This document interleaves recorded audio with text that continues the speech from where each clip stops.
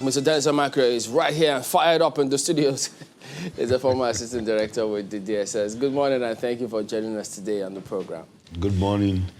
Well, you know, I don't know how many times we had to go through some of these things about how the dailies reflect what is going on here, comparing them with other African neighbors here. If you're an investor, you look through the dailies to have a feel of what's happening. You can as well tell what that feel could be. But then, right on to this, the huge threat that we face today about security in different parts of the country. As a matter of fact, the comments coming through from Benue State Governor, where he's asking the presidency to do a lot more than they're doing, that he's petitioned and that he's waiting to get a response. Then we'll have that of Taraba Governor asking people who own guns should be allowed to own licensed guns. Then you have threats back and forth, different groups, and then your former constituency, the DSS, alerting the country as to who and people trying to take advantage of our fault lines to perhaps stoke a lot more than we're seeing here. So what do you make of all of this? Well, I think we've come to the crossroads in this country, and we have a lot of threats facing the country from all angles. Never in the history of this country have we been through such a tight place. And then, of course, firstly, the DSS job is to gather intelligence and then, of course, inform the right people, which they have done. Remember that they work under direction, and then this is a democratic dispensation. So if it was military, then of course the lines are very clear. You know, they will go ahead and do what they want to do. But they are waiting for direction on the political leadership of the country to see what they could do. Now, if you look at what the governor of Taraba has said, that is very controversial too, because he's actually referring to the same situation that happened in the United States. After their civil war, there was a proliferation of arms all over the place. And we experienced the same thing here in Nigeria, where the arms was all over the place. The soldiers were not disengaged properly. They took their arms and went away with it. And of course, people started shooting each other in the United States, which led to the promulgation of the Second Amendment of their independence of their constitution. Now, we have that same problem facing us. Are we going to do a constitutional review to allow people to carry guns? I know for now, guns can be given to people who are not either alcoholics or who are not mentally sick or stuff like that. But again, generally you cannot go and buy a gun and defend yourself. And with all the threats coming to us, just like the governor said, are we going to sit back while people will just come? In Lagos here, you know, they used to write letter to streets and tell them we are coming tonight, you know, keep our money ready or we're going to kill all of you there. So this is the very situation we find ourselves. All right, let's take a look at it from different perspectives. First, now the governor of Benue State did speak, and so we'll let you listen to this and get your reaction. This country belongs to all of us. And the federal government, the presidency, must act fast because time is going. From north, west, northeast, north central, southwest, southeast, south. There is general insecurity. And this is being prepared by herdsmen. I want to repeat again. I have made it a petition to the presidency and to all security agencies before, that if they want peace, Mayor Tiala must be arrested. These are people who have owned up. They have taken responsibility. that they have killed, they maim, they rape, and do all sorts of atrocities. And yet their leadership is in Abuja, and nobody is confronting them. And until these people are arrested, when I talk, I was being castigated. I was being vilified. Nothing bad that was not said against me. I am this and that. But the reality is here. It is not just happening to Benue State today. It is happening to the entire country. Why is the federal government being silent about this Fulani men? From a security background, what do you think? Well, I will agree with the governor in the sense that the security problems need to be addressed. The silence is not too palatable. It will be like two people are fighting, and then, of course, the umpire is being biased against one. So I will feel that this had to be addressed. And if you look at the whole thing holistically, you find out that we have two problems now. Firstly is the structure. The structure, because everybody's talking about regions. So we have that structure as a problem. And then, of course, the second one is the proliferation of small arms and light weapons. So maybe we will have to address, I would advise the government that if they have to address it, they address it towards that line. That's the presidency. The presidency, or the president. of course. The presidency, because you know. Well, as that question came at that time, who's the presidency?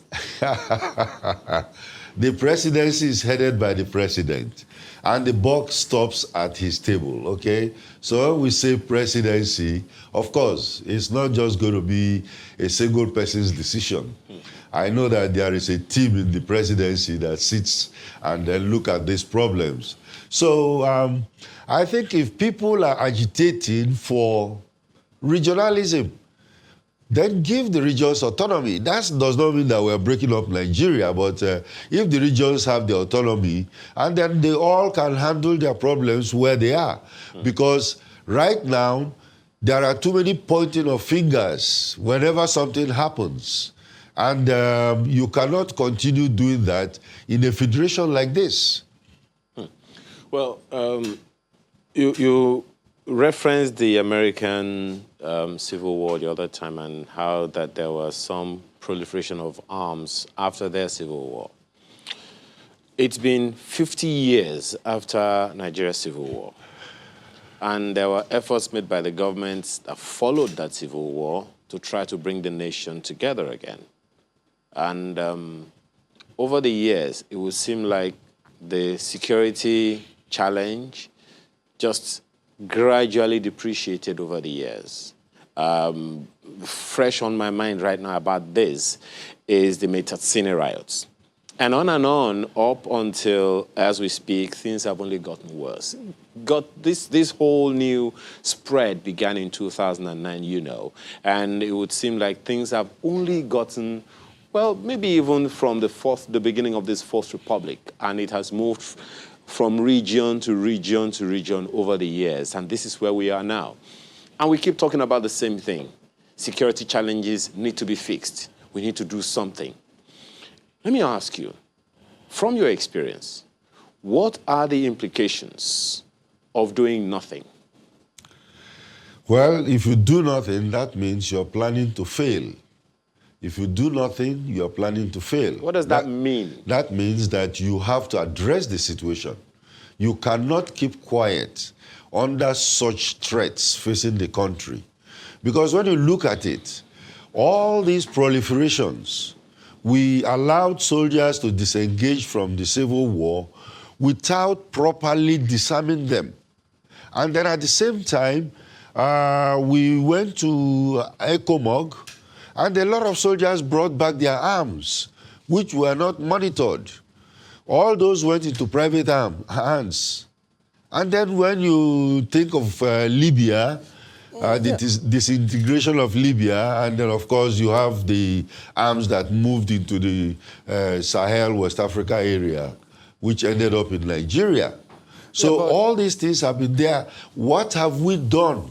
Yeah, speaking about what we've done, Mr. Makri, the DSS's role. Yes, they've issued the advisory, but is that enough? Or is it the capacity or the caliber of people who are making those statements, those inflammatory statements? Are they, quote unquote, not arrestable? Should they just have issued a warning and then you leave it at that? Because people may just be reacting to, or in fact, they're reacting to what these leaders are saying. Yes, I believe strongly that before the DSS will make such statements, they already know those people that are trying to do these things. And then, of course, definitely they will have to go, either invite them to come and talk to them, because you will not know if they tell us, they don't have to come back and tell us that they have talked to them. But definitely, like they say, they also communicate with other security agencies and then, of course, share this particular information and then deal with it. So I believe strongly that it's not just advisory, but there are background works that are being done on that. Okay, so there's the role of the DSS, but I mean, it's not just the DSS. That's not the only security agency we have in the country. And that was a question we were asking during the newspaper review. The fact that we've heard from the different, socio-cultural groups, we've heard from governors, we've heard from a lot of people. But then you look through the headlines and you wonder, where's the police in all of this? What is the police doing in all of this? We see that the prosecutions don't seem to be as commonplace as the crimes themselves. I mean, you can just aggregate them. You see a lot of crimes and you probably see a parade, but even the parade you see doesn't really go anywhere. So what do you make of the perceived silence of the police in all of this? You see, sometimes I don't blame the police because their hands are tied behind them. And then number two, they are not enough to cover the whole country. And right now, the major issue that I think is facing the police, and even the DSS itself, is the politicization of these services. The mingling of politics into their job. And then, of course, the directions that are coming sometimes are political, to them to carry out. And that's why, I've been one of the proponents of a situation where we get these services, including the police, to be independent. They should be independent to carry out their constitutional duty. Because when they are not carrying out their constitutional duty, then some of the duties that come to them are political. And of course, they have to tread very, very carefully in dealing with this before the whole country will now start jumping on them that, oh, you are doing this or that. Oh, goodness. I mean, it sounds like a lot, really. I mean, just picturing the police having their hands tied behind their backs it doesn't sit well with me because that's what you see of criminals, not the police. But I want to make something very clear to you. Right. If they come to tell you that one of your brothers has just been arrested, what's the next thing you do? You'll either call Dennis Amakri that you know and say, okay, if you don't know anybody in the police, you call me to call the commissioner of police, So you find out that there are too many interventions in the work of the police. People will not allow the law to go on. And some people think that they're above the law. So you see the police. Actually, you get instructions from above to let a criminal go because he's connected to a senator or something like that. So these are the kinds of issues that I think they should consider when we want to allow the police to be independent so that they can do their job and nobody should be above the law. Okay, so Mr. Makri, sentiments aside, politics aside, ideally, what should the police and other security agencies be doing now? Well, the job of the police is to maintain internal security, just like the Department of State Services. And then, of course, to protect and then, of course, arrest criminals and then prosecute them. So these are their basic fundamental duties that they do. If they are not allowed to do it by people intervening and then, of course, disturbing them from doing it, then they have these problems. Well, Mr. Makri, the question that I asked the other time about, what are the implications of doing nothing, only points to a number of things that some might be in the minds of some people now, because during the First Republic, you know, all of those things that you talked about also played out. Regionalism, everyone talking about the pockets of their individual interests and all of that. Excuse me. Do you see that trend again? That's why I asked.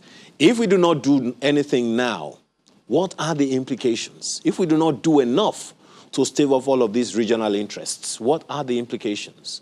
You see, we have had all kinds of regional problems that have come to us.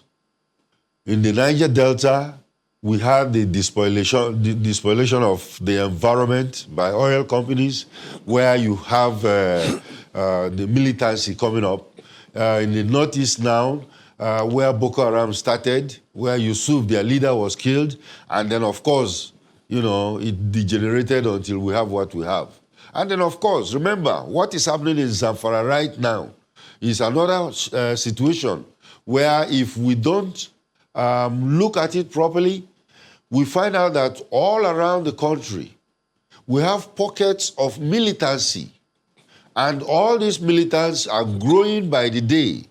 That means I can give you a projection now that if we don't do anything about it, these militant groups across the country are going to get so big that they will now make government ungovernable. The country will become ungovernable. But Mr. Marco, how is it, sorry to jump in, how is it that, because when you see those reports of Sheikh Gumi visiting those two bandits enclave, and then they talked about he met over 700 highly armed bandits and kidnappers. They had RPGs, they had different kinds of weapons.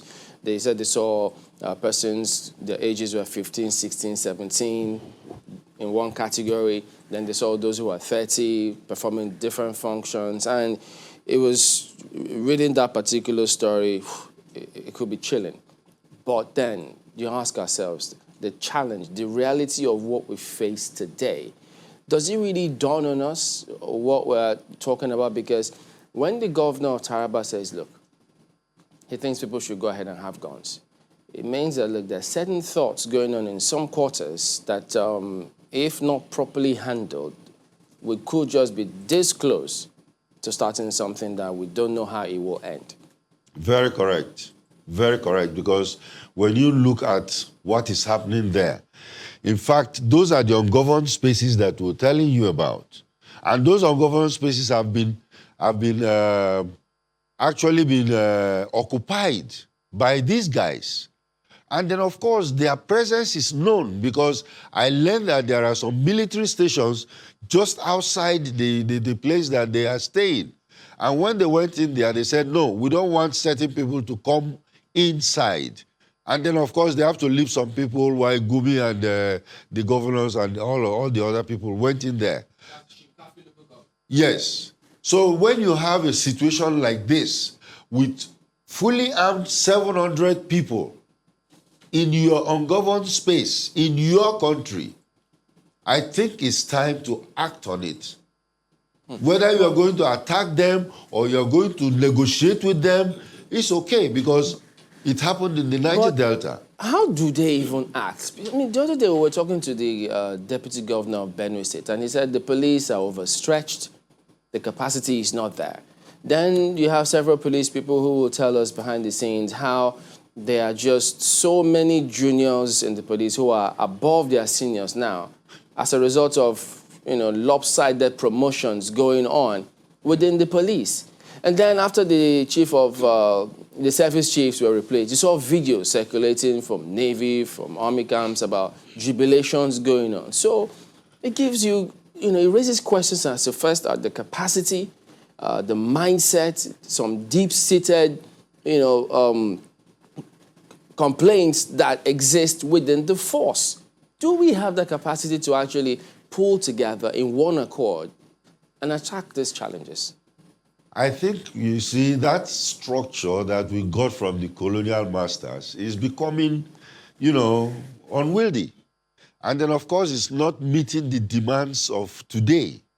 That's why, we've been agitating for state police. And if there is state police, you don't have to worry about, who becomes IG or who becomes the commissioner of police in your area. Because, it will be people from that area. You have local government sheriffs, and these sheriffs are people from that area. So why do we have to worry about it? If we find out that that structure left for us is not working, I think we should go ahead and try something else. Because as soon as you continue leaving this as it is, I think we're just counting the hours. Wow. Well, we hope that this will be contained. That's what a lot of people want to hear. Well, we do thank you for your perspective this morning, Mr. Dennis Amakwe, former Assistant Director with the DSS. Thank you very much for having me.